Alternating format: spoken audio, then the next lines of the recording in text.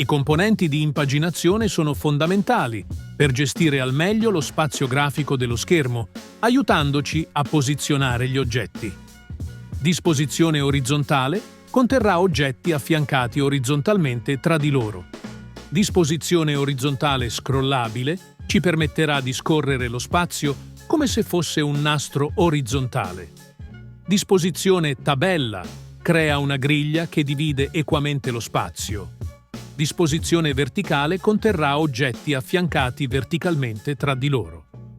Disposizione verticale scrollabile ci permetterà di scorrere lo spazio come se fosse un nastro verticale.